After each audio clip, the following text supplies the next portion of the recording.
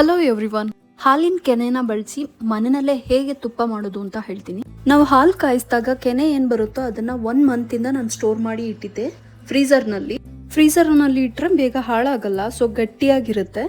ಇದನ್ನು ನಾವು ತುಪ್ಪ ಕಾಯಿಸೋಕ್ಕೂ ಮುಂಚೆ ಬಿಫೋರ್ ಒಂದು 2 hours ಬಿಫೋರೇ ತೆಗ್ದು ಆಚೆ ಇಟ್ಟಿರಬೇಕು.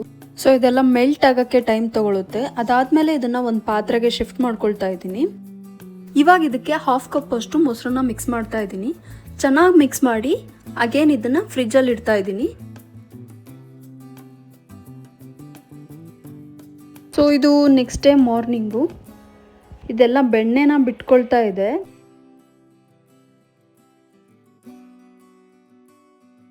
ಸೊ ನಾವು ಮಜ್ಜಿಗೆ ಏನು ಮಾಡ್ತೀವಿ ಅದರಲ್ಲಿ ಚೆನ್ನಾಗಿ ಕಡಿಬೇಕು.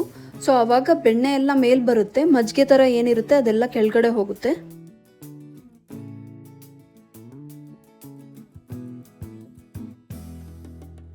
ಮಿನಿಮಮ್ ನೀವು 1/2 hour ಆದರೂ ಮಾಡಬೇಕು. ಸೊ ಆವಾಗ ಈ ಥರ ಬೆಣ್ಣೆ ಎಲ್ಲ ಬರುತ್ತೆ.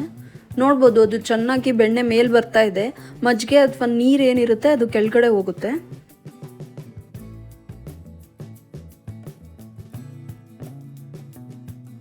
ಸ್ವಲ್ಪ ನೀರು ಆ್ಯಡ್ ಮಾಡಿಕೊಂಡು ನೀವು ಈ ಥರ ಮಾಡ್ತಾನೆ ಇದ್ದರೆ ಬೆಣ್ಣೆ ಥರ ಏನಿರುತ್ತೆ ಗಟ್ಟಿ ಅದೆಲ್ಲ ಮೇಲ್ ಬರುತ್ತೆ, ನೀರಂಶ ಏನಿರುತ್ತೆ ಅದೆಲ್ಲ ಕೆಳಗಡೆ ಹೋಗುತ್ತೆ.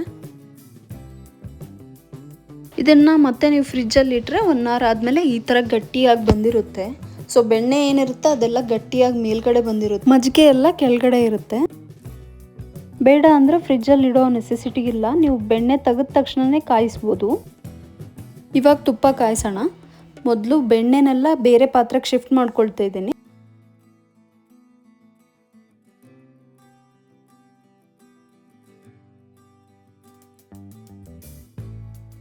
ಇದನ್ನು ಕಂಪ್ಲೀಟ್ ಲೋ ಫ್ಲೇಮಲ್ಲಿ ಕಾಯಿಸ್ಬೇಕು. ಅದು ಚೆನ್ನಾಗಿ ನೊರೆ ಎಲ್ಲ ಬಿಟ್ಕೊಂಡು ಎಣ್ಣೆ ಅಂಶ ಬರೋವರೆಗೂ ಕಾಯಿಸ್ಬೇಕು.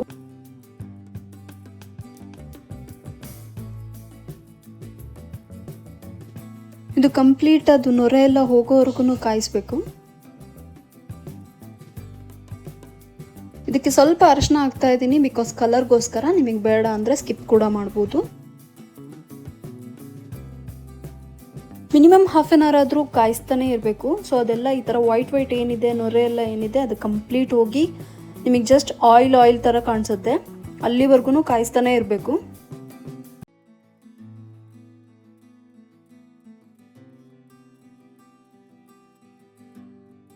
ಇವಾಗ ಇದಕ್ಕೆ ಚಕ್ಕೆ, ಲವಂಗ, ಏಲಕ್ಕಿ, 1-2 ಕರಿಬೇವು, ನುಗ್ಗೆ ಸೊಪ್ಪು ಮತ್ತು ಮೆಂತೆ ಕಾಳಿನ ಪುಡಿ ಮಾಡಿಟ್ಟಿದ್ದೆ, ಅದು 1-2 ಕಾಳು ಉಪ್ಪು, 1 ವೀಳ್ಯದೆಲೆ, ಇದೆಷ್ಟು ತುಪ್ಪ ಕುದೀತಾ ಇದೆ ಅಲ್ವಾ ಅದಕ್ಕೆ ಮಿಕ್ಸ್ ಮಾಡಿಬಿಟ್ಟು ಇದನ್ನೆಲ್ಲ ಹಾಕೋದು ಜಸ್ಟ್ ಒಂದು ಫ್ಲೇವರ್ ಬರುತ್ತೆ ಅಂತ.